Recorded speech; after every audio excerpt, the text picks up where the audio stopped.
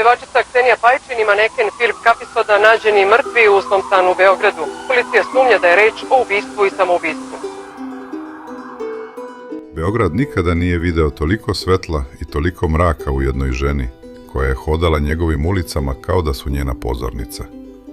Bila je najlepša devojka 90-ih, simbol slobode i snage, žena čiji je svaki pokret bio vest, a svaki osmeh obećanje neke bolje budućnosti. Ali ispod bljeska reflektora i naslovnih strana, u tišini voždovačkih hodnika, polako je počeo da se rađa horor koji niko nije mogao da predvidi. Ljubav koja je ličila na bajku pretvorila se u najmračniji triler, ostavljajući grad u šoku koji traje i danas. Šta se zaista dogodilo te kobne martovske noći kada su svetla u Nikšićkoj ulici zauvek utihnula? Da li je tragedija bila neizbežna ili je sistem zakazao tamo gde je najviše trebalo da štiti? Ovo je priča o lepoti, besu i tišini koja još uvek vrišti. Na samom početku 2000-ih godina Beograd je bio grad koji je grozničavo pokušavao da zaboravi sivilo 90-ih. Mesto koje je pulsiralo nekom novom, sirovom i nezaustavljivom energijom. Ulice su mirisale na promenu, na benzin i na jeftine parfeme, dok su se neonska svetla novorođenih televizijskih stanica ogledala u barama na asfaltu, obećavajući jedan sasvim novi svet u kojem je sve bilo moguće. To je bilo vreme kada se Srbija ponovo rađala, kada su se stare rane prekrivale sjajem šljokica, visokim potpeticama i ritmom koji nije dozvoljavao stajanje. Muzička scena tog doba bila je pravo ogledalo tog društva u tranziciji. Čudan spoj nasleđenog temperamenta i uvezenog glamura. Prostor u kojem su se rađale zvezde koje su delovale veće od samog života. Biti pop zvezda u to vreme značilo je biti sve prisutan. Biti deo svakog razgovora uz kafu, svakog naslova u tek rođenim tabloidima i svakog kadra koji je neprestano tekao sa ekrana. To je bio svet bliceva, zadimljenih klubova i emisija koje su se gledale bez daha. Svet u kojem se granica između javnog i privatnog polako, ali sigurno, brisala pred naletom opšte fascinacije slavom.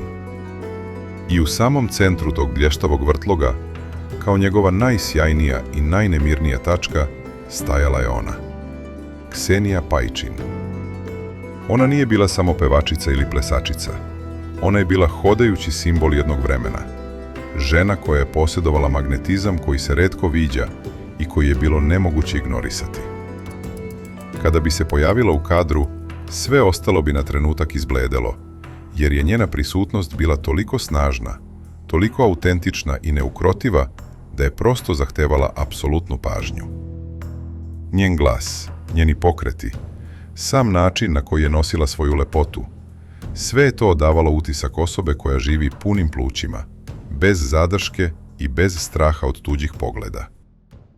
Bila je kraljica plesnih podijuma, devojka sa kojom su svi želeli da budu viđeni i u čijoj su se senci mnogi osjećali malima.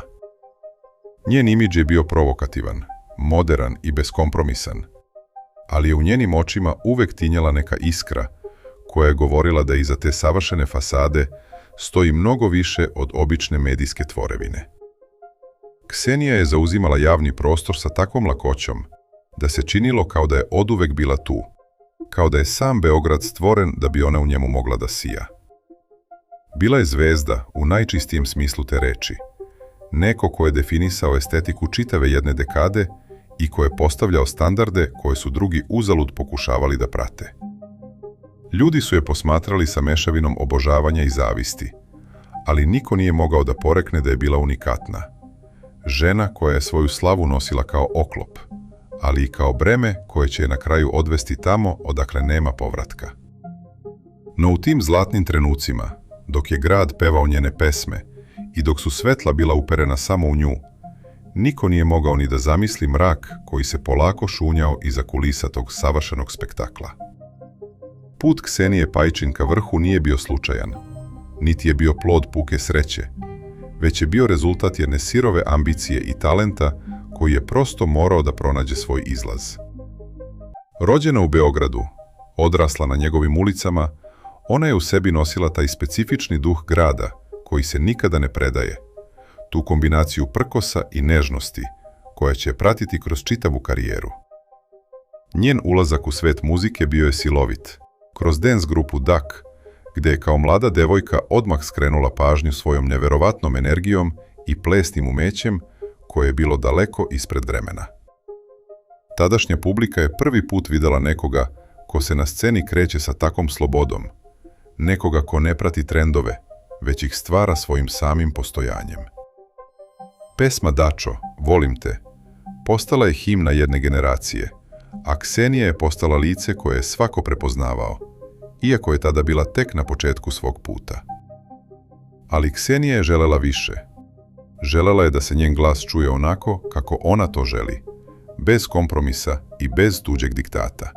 Njena solo karijera bila je logičan nastavak te potrage za sopstvenim identitetom u svetu koji je stalno pokušavao da je ukalupi u određene okvire. Pesme poput Sviđa mi se on ili Divlja devojka nisu bile samo hitovi. One su bile manifesti njene ličnosti, odraz njene snage i njene neustrašivosti da pokaže svoju seksualnost i svoju nezavisnost u društvu koje je još uvek bilo duboko tradicionalno. Ksenija je bila vizionar, neko ko je razumeo moć vizualnog identiteta pre nego što je to postalo standard, uvek pomerajući granice onoga što se smatralo prihvatljivim ili uobičajenim. Ali iza te slike opasne i nedodirljive zvezde krila se osoba koju su prijatelji opisivali kao neverovatno toplu, odanu i punu duha. Bila je poznata po svom smislu za humor, po tome što je umela da se nasmeje na sopstveni račun i što nikada nije zaboravljala ljude koji su bili uz nju pre nego što su se upalili veliki reflektori.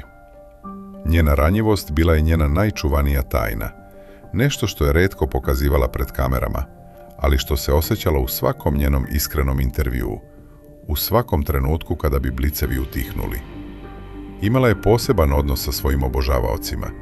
Tretirala ih je sa poštovanjem koje se retko sreće kod ljudi tog nivoa slave. Uvek spremna da stane, popriča ili podeli osmeh, jer je znala da je upravo ta ljubav ono što je drži na vrhu. Međutim, slava u Srbiji 2000-ih imala je i svoju drugu, mnogo mračniju stranu. To je bila vidljivost koja nije ostavljala prostora za disanje, pritisak koji je dolazio sa svake naslovne strane i svake neproverene glasine koja bi se brzinom svetlosti proširila gradom. Javni život je polako, ali neumitno počeo da konzumira njen privatni prostor, pretvarajući svaki njen pokret u temu za debatu i svaku njenu odluku u predmet opšte osude ili odobravanja. Ksenija je pokušavala da navigira kroz taj svet sa dostojanstvom, često se braneći tišinom ili ironijom, ali je bilo očigledno da težina te stalne izloženosti počinje da uzima svoj danak. Biti Ksenija Pajičin značilo je biti vlasništvo javnosti, biti neko čija je svaka suza i svaki osmeh bio na prodaju, a ona je, uprkos svom tom sjaju, često ostajala sama u svojoj borbi da zadrži delić sebe samo za sebe. Njena ambicija ju je vodila napred, terala je da radi više, da snima bolje spotove, da nastupa na najvećim binama, ali cena koju je za to plaćala bila je nevidljiva za običnog posmatrača koji je video samo savršenu sliku na ekranu. Njen život je bio vrtoglavi niz uspeha, putovanja i aplauza, ali je unutar tog kovitlaca rasla jedna tiha praznina, potreba za nečim stvarnim i trajnim u svetu koji je bio sve samo nestvaran. I upravo u tom trenutku, kada je bila na samom vrhuncu, kada je njeno ime bilo sinonim za uspeh i lepotu, u njen život ulazi on. Čovek koji će postati njena najveća strast i njena konačna tragedija. Filip Kapisoda bio je oličenje onoga što su mediji tog vremena nazivali idealnim muškarcem. Visok, atletski građen, neverovatno privlačan. On je bio model koji je dolazio iz Crne Gore, donoseći sa sobom taj dah primorskog šarma i samopouzdanja koji nije prolazio nezapaženo. Kretao se u istim krugovima kao i Ksenija, u svetu gde su imidž i izgled bili najvrednija valuta. I bilo je skoro neizbežno da se njihovi putevi ukrste u tom uskom krugu beogradske elite. Kada su se prvi put sreli, to je bilo poput sudara dve ogromne energije. Eksplozija privlačnosti koja je bila vidljiva svima u prostoriji. Bili su par koji je oduzimao dah.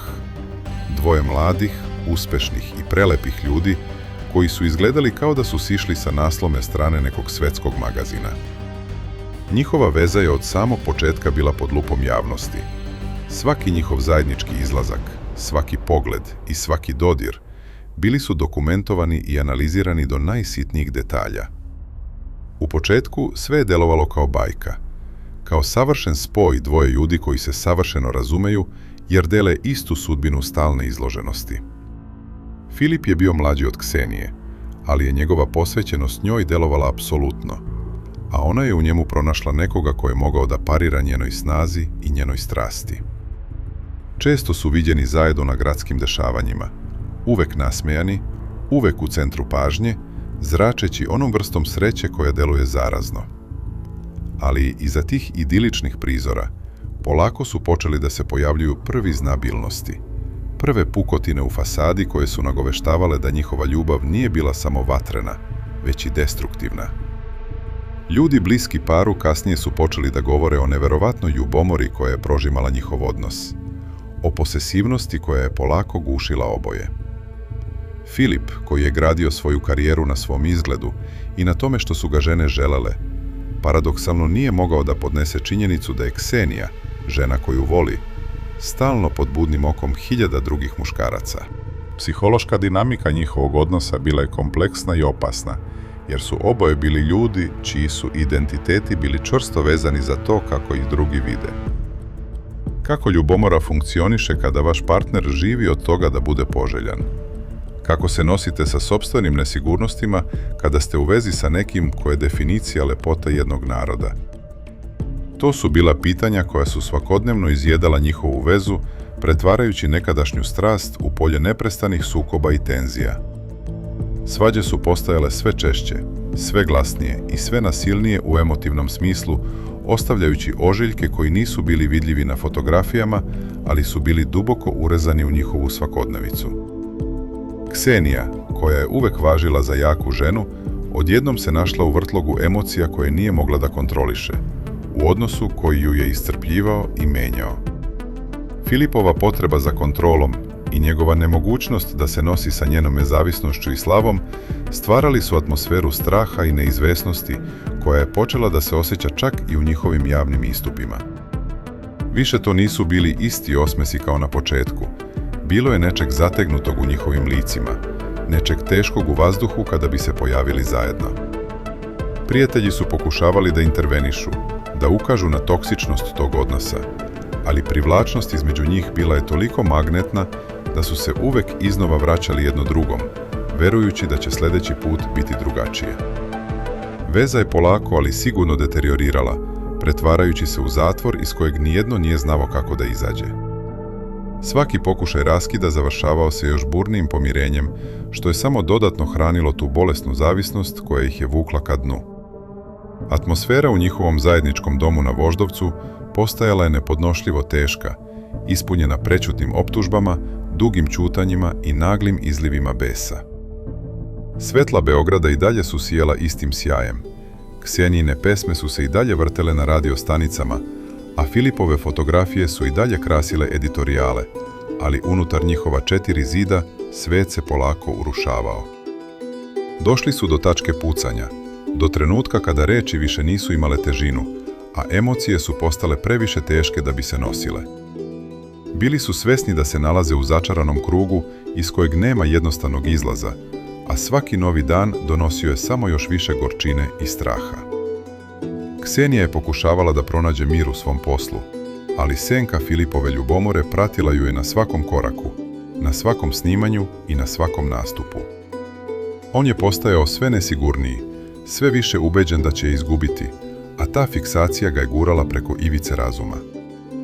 Njihova nekadašnja bajka pretvorila se u košmar, u kojem su oboje bili i dželati i žrtve, nesposobni da prekinu nit koja ih je spajala. Grad je spavao, nesvestan drame koja se odvijala u jednom stanu na Voždovcu. Drame koja će uskoro postati vest dana, vest godine, vest decenije. Taj pritisak koji je dolazio iznutra bio je jači od bilo kog pritiska javnosti. Bio je to unutrašnji lom koji nijedna kamera nije mogla da zabeleži. Filipova obsesija postala je mračna sila koja je kontrolisala svaki njihov trenutak, svaku reč i svaki uzdah. Ksenija je osjećala kako je tlo izmiče pod nogama, kako gubi kontrolu nad sopstvenim životom koji je tako dugo i naporno gradila. Bilo je to vreme kada su se snovi polako gasili, ustupajući mesto sirovoj i neizbežnoj stvarnosti jednog propalog odnosa. Napetost je bila toliko gusta da se mogla osjetiti u vazduhu, a tišina između njih bila je rečitija od svake svađe. Gledali su se preko provalije koju su sami iskopali, svesni da povratka na staro više nema, ali i suviše uplašeni da zakorače u nepoznato. Mrak je polako gutao posljednje ostatke njihove ljubavi, ostavljajući samo bol i nemir koji se više nije mogao sakriti. Svaki otkucaj sata bio je korak bliže neizbežnom kraju, trenutku u kojem će se sve srušiti kao kula od karata. Ksenija, zvezda koja je toliko puta zasijala na najvećim binama, sada je stajala u tišini svog stana, suočena sa najvećim izazovom svog života, onim koji nije mogla da pobedi osmehom ili plesom.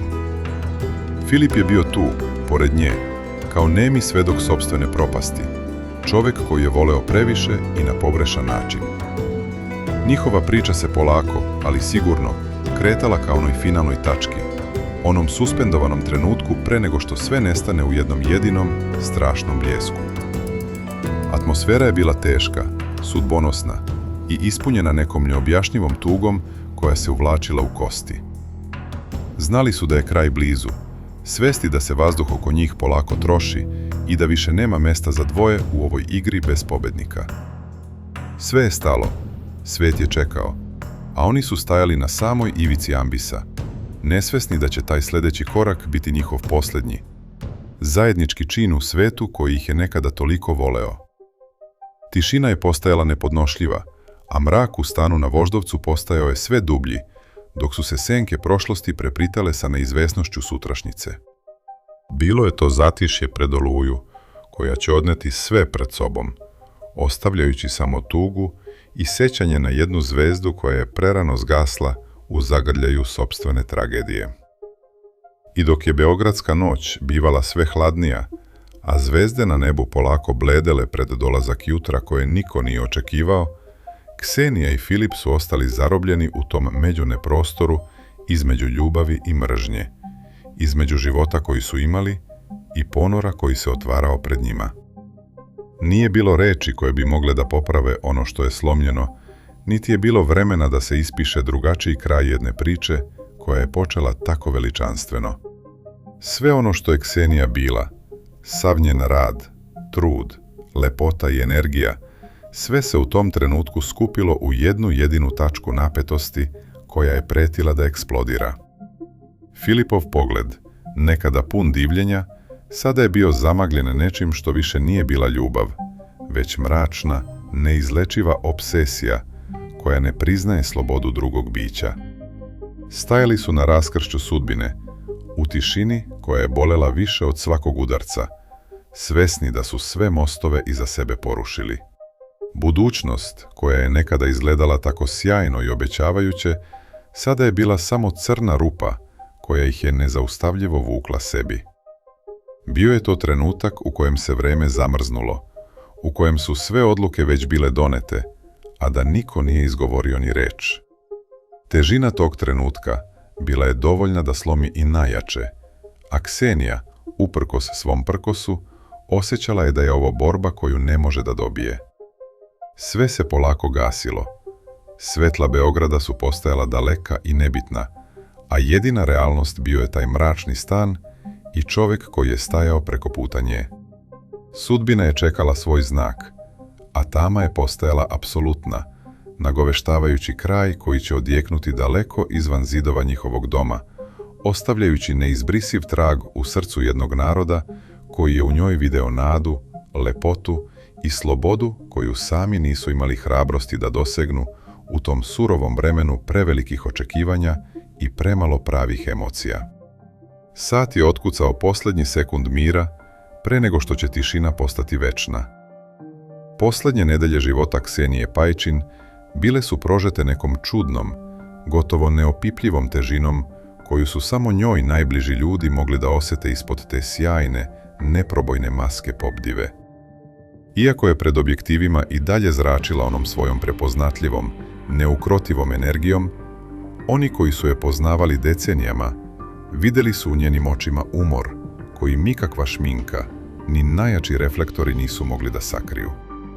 To je bila žena koja se u tim trenucima borila na više frontova istovremeno, pokušavajući da održi ravnotežu između profesionalnih ambicija i privatnog pakla koji je polako počeo da je guta.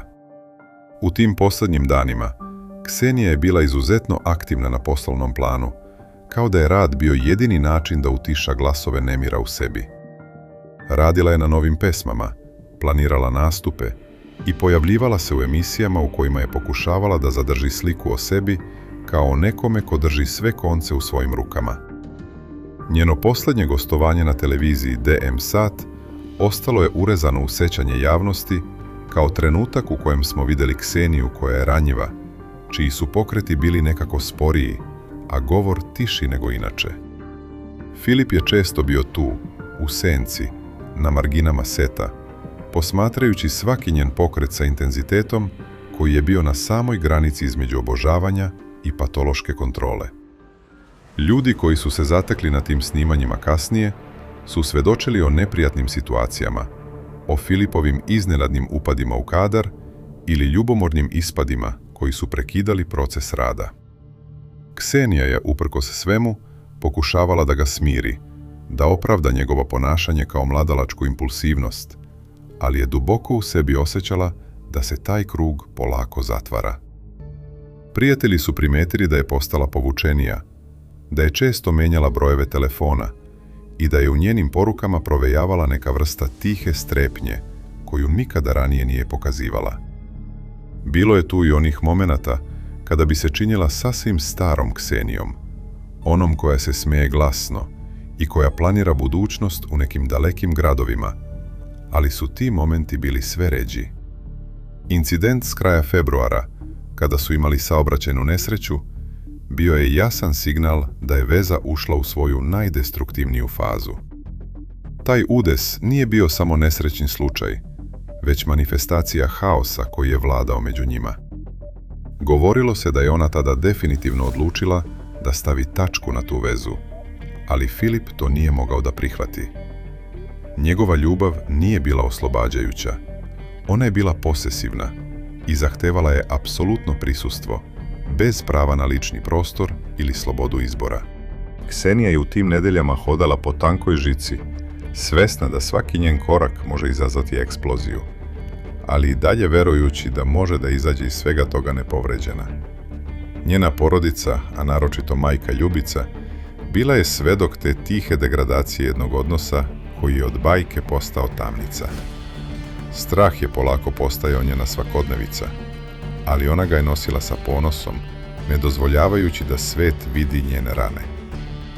Posljednji put kada su je vidjeli živu, ostavila je utisak osobe koja je donela tešku odluku i koja se sprema za novi početak, nesvesna da joj taj početak nikada neće biti dozvoljen.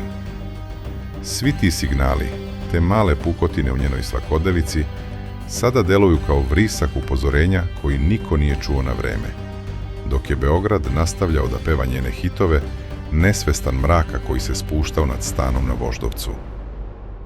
16. mart 2010. godine osvanuo je u Beogradu kao još jedan običan utorak, ali će se do večeri pretvoriti u datum koji će se pamtiti po tišini koja para uši. Voždovački stan u Nikšićkoj ulici, smešten u modernoj zgradi na drugom spratu, bio je mesto gde je Ksenija pokušavala da pronađe svoj mir, daleko od bliceva i buke. Taj stan je bio njen ponos, prostor koji je sama uredila i koji je odražavao njen stil i njenu ličnost. No te noći, taj prostor je postao pozornica za najstrašniji čin u jednoj ljubavi koja je davno prestala to da bude. Oko 17 časova i 20 minuta, unutar tih zidova započela je rasprava koja će biti posljednja. Susedi su kasnije svedočili o glasnim povicima, o zvuku koji je podsjećao na lomljenje nameštaja i teške reči koje su letele kroz zatvorena vrata. Možemo samo da naslutimo intenzitet tog sukoba, tu mešavinu očaja, besa i nemoći koja je ispunila prostoriju. Filip, čiji je svet bio sužen samo na posjedovanje Ksenije, suočio se sa njenom konačnom odlukom da ode. Za njega, svet bez nje nije imao smisla, ali ni svet u kojem je ona slobodna nije dolazio u obzir. Rekonstrukcija događaja ukazuje na to da je tragedija počela u hodniku, nadomak izlaznih vrata. Ksenija je u tom trenutku bila spremna da napusti stan. Bila je u kaputu, sa ključevima u ruci, simbolizujući taj posljednji napor da povrati svoj život. Ali put joj je preprečen oružjem.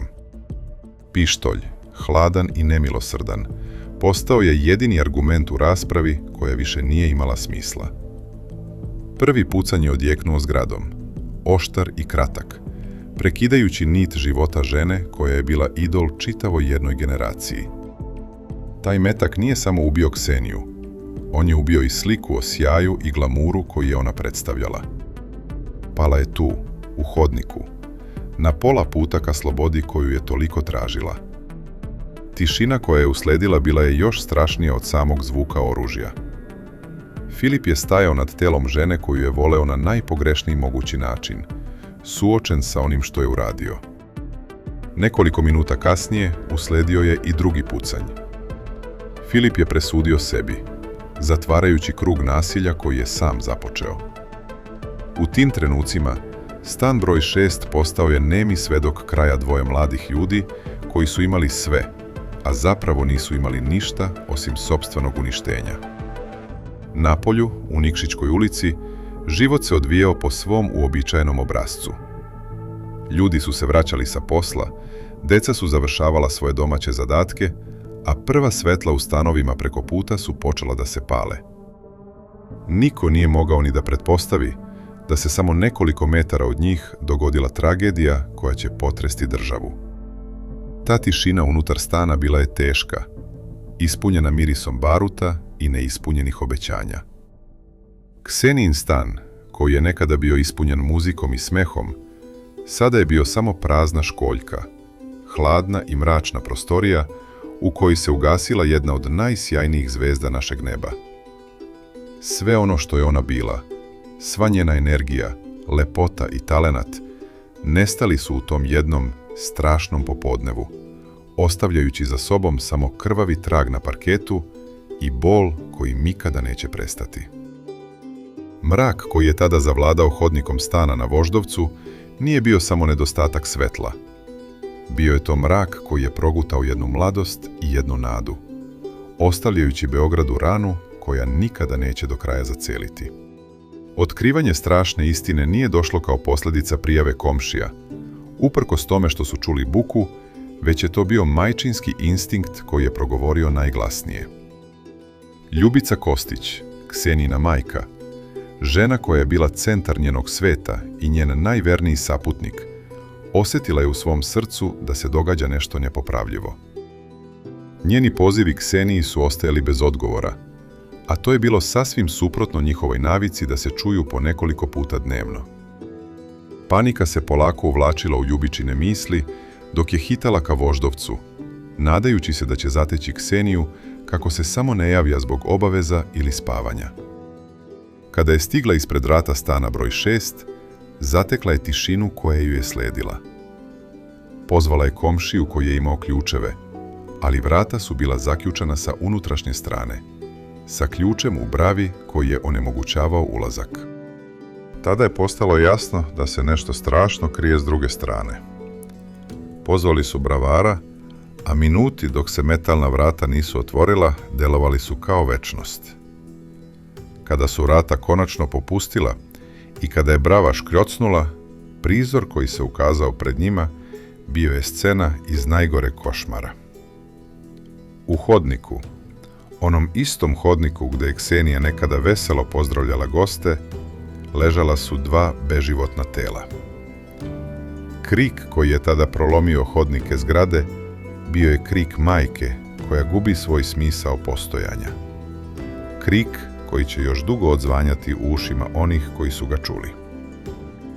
Prvi su na lice mesta stigli pripadnici policije iz obližnje stanice, a zatim i kola hitne pomoći. Međutim, lekarima je preostalo samo da konstatuju smrt.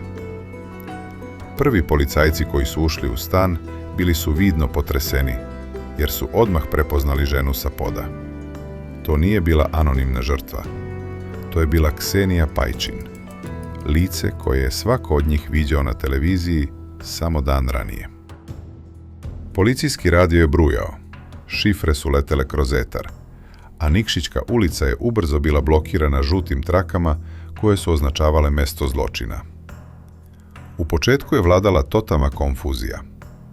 Istražitelji su morali da utvrde da li je u stan ušla treća osoba, da li je reč o pljački ili nečemu još mračnijem. Međutim, iskusni inspektori su brzo uočili da na vratima nema tragova provale i da u samom stanu nema tragova borbe ili premetačine koja bi ukazivala na razbojništvo. Položaj tela davao je jasnu, ali jezivu sliku onoga što se dogodilo. Ksenija je ležala licem ka podu, blizu vrata, dok je Filip ležao nekoliko metara dalje sa oružjem pored sebe. Slika je bila jasna. Bio je to čin u kojem je ubica bio neko ko je tvrdio da najviše voli. Forenzičke ekipe su počele sa prikupljanjem dokaza, fotografisanjem svake mrlje krvi, svake čaure koja je ostala kao nemi svedok zločina. Inspektor koji je vodio uviđaj stajao je usred te tišine, pokušavajući da rekonstruiše posljednje sekunde njihovih života. U hodniku se osjećao opori miris baruta, pomešan sa mirisom skupog parfema koji je Ksenija koristila. Taj kontrast između luksuza i smrti bio je nepodnošljiv. Prvi izveštaji su polako počeli da stižu do centrale, a informacija o smrti slavne pevačice počela je da curi ka javnosti poput vode koja probija branu. Policajci su obezbeđivali ulaz u zgradu, ne dozvoljavajući nikome da priđe, dok su se ispred već polako okupljali novinari i prvi prolaznici koji su osjetili da se nešto vanredno događa.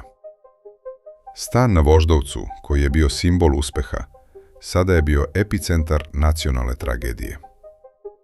Istražitelji su radili u tišini, pažljivo beležeći svaki detalj, svesni da će oči čitave javnosti sutra biti uprte u njih i njihove nalaze. Bilo je to vreme kada su se činjenice polako odvajale od emocija, kada je hladna logika zakona morala da preuzme scenu od strasti koja je dovela do krvi. Tela su polako pripremana za transport na Institut za sudsku medicinu, dok su istražitelji i dalje pretraživali svaki kutak stana, tražeći odgovore na pitanje zašto. Pitanje koje je lebdelo u vazduhu, težak i nesnosan odgovor koji niko nije želeo da prihvati. To je bio trenutak kada je tišina zločina počela da se pretvara u vrisak vesti koja će šokirati Balkan. Sve je bilo spremno za početak najteže istrage u karijeri mnogih od prisutnih policajaca. Istrage koja neće doneti pravdu, jer su obojica učesnika već bili van domašaja bilo kog zemaljskog suda. Mrak se potpuno spustio nad Beogradom, a policijska svetla su nastavila da pulsiraju u ritmu koji je najavljivao kraj jedne iluzije i početak bolnog suočavanja sa istinom. Forenzičari su spakovali svoje kofere, policijske trake su i dalje lepršale na vetru, a unutra, u mraku stana broj 6, ostala je samo tišina koja je govorila više od bilo kog izveštaja. To je bio moment kada je istraga zvanično preuzela kormilo, a javnost je i dalje spavala, ne sluteći da se svet koji su poznavali nepovratno srušio u jednom jedinom satu besmislenog nasilja i promašene ljubavi, koja je svoje finale našla na podu jednog voždovačkog hodnika. Prvi policajci su polako napuštali zgradu, noseći sa sobom slike koje će ih pratiti do kraja života, dok su prvi tragovi zore polako počeli da se naziru na horizontu iznad Beograda, koji više nikada neće biti isti. Sve je bilo spremno za medijsku oluju koja će uslediti, ali u tom trenutku, na mestu zločina, vladala je samo teška, olovna tišina, koja je obeležila kraj jedne karijere i jednog života u samom njegovom usponu. Istraga je bila tek na početku. Dokazi su bili brojni, a istina je, iako strašna, polako počela da izlazi na svetlost dana kroz rad ljudi koji su te noći vidjeli ono što niko ne bi smeo da vidi. Bio je to kraj drugog poglavlja, mračan i neizbežan, koji nas je ostavio pred vratima istine koja boli više od svake laži. Policijski automobili su polako odlazili, ostavljajući za sobom samo bledu svetlost uličnih svetiljki i miris tragedije koji se uvlačio u svaku poru Nikšićke ulice, dok je grad čekao vesti koje će ga zauvek promeniti. Tišina se vratila u stan broj 6, ali to više nije bila ona ista tišina kao pre nekoliko sati. Bila je to tišina grobnice u kojoj su ostala zarobljena sećanja na jednu lepoticu i jednog čoveka koji nisu znali kako da se vole bez uništenja. Istraga je tek počinjala, a pred istražiteljima je bio dug put sklapanja kockica mozaika koji je bio natopljen krvlju i suzama, dok se javnost polako budila u novom, surovom danu. Taj mrak koji je ostao iza njih bio je samo nagoveštaj onoga što će uslediti kada se prvi naslovi pojave na kioscima i kada se prvi prilozi emituju u vestima, ostavljajući prostor za tugu koja će ujediniti čitav region u žalosti za jednom zvezdom koja je nestala u trenutku kada je najviše sijala. Svaki dokument, svaki snimak i svaka izjava svedoka postaće deo te mračne slagalice koju su inspektori te noći počeli da slažu na hladnom podu hodnika na Voždovcu, dok se istina polako ocrtavala u senci policijskih traka i blica forenzičkih kamera. Sve je stalo, sve je bilo mirno, ali je to bio mir koji samo smrt može da donese. Mir koji najavljuje oluju kakvu Beograd nije doživeo decenijama. Dok su prvi policajci ispisivali prve reči u svojim beležnicama, reči koje će označiti početak kraja jedne velike misterije i jedne još veće tragedije koja je tek trebala da bude ispričana do kraja. Grad je čekao, policija je radila, a istina je polako, ali neumitno, počela da izlazi iz mraka voždovačkog stana ka svetlosti dana koji će promeniti sve što smo mislili da znamo o ljubavi i slavi u gradu koji nikada ne spava. Taj prvi izveštaj, napisan drhtavom rukom mladog policajca, bio je temelj na kojem će se graditi priča o kraju Ksenije Pajčin. Priča koja je te noći dobila svoj najstrašniji oblik i koja je čekala da bude podeljena sa svetom koji je još uvek verovao u srećne krajeve. Svaki detalj, od ključa u bravi do položaja oružja, pričao je svoju priču, a istražitelji su bili tu da je saslušaju i zapišu, bez ulepšavanja i bez milosti, jer istina u tom trenutku više nije poznavala milost. Sve je bilo na svom mestu, jezivo i precizno, kao u nekom mračnom filmu. Ali ovo nije bio film, ovo je bila realnost koja je te noći postala jedina važna stvar u celoj zemlji. Istraga se nastavljala, dokazi su se gomilali, a sudbina dvoje mladih ljudi bila je zapečaćena u tišini voždovačkog stana, dok je svet napolju polako počeo da shvata da se nešto nepovratno promenilo. Tišina je ostala posljednji svedok svega što se dogodilo, čuvajući tajne koje su istražitelji te noći tek počeli da otkrivaju, jedan po jedan, polako i sa strahopoštovanjem prema tragediji koja je bila veća od svih njih zajedno u tom mračnom hodniku u Nikšićkoj ulici. Konfuzija je bila na vrhuncu dok su operativci pokušavali da povežu sve konce jedne drame koja je imala svoj krvavi finale pred njihovim očima, dok se istina skrivala u detaljima koje su tek trebali da istraže i objasne svetu koji je čekao odgovore. Policijska traka je lepršala na vetru, označavajući granicu između dva sveta. Sveta koji smo znali i sveta koji je te noći rođen iz pepela jedne pop zvezde i njene kobne ljubavi. Istraga je tek počinjala, a pred istražiteljima je bio težak zadatak da objasne neobjašnjivo, dok su tela dvoje mladih ljudi polako odlazila u noć, ostavljajući za sobom samo pitanja koja će još dugo mučiti Beograd i ceo region u godinama koje dolaze posle ove strašne noći. Sve je bilo spremno za zvanično saopštenje, ali sudbina je htjela da istina te noći ostane samo među onima koji su vidjeli krv na podu, dok se grad polako spremao za buđenje koje će mu zauvek promeniti shvatanje slave i ljubavi u senci jedne voždovačke tragedije.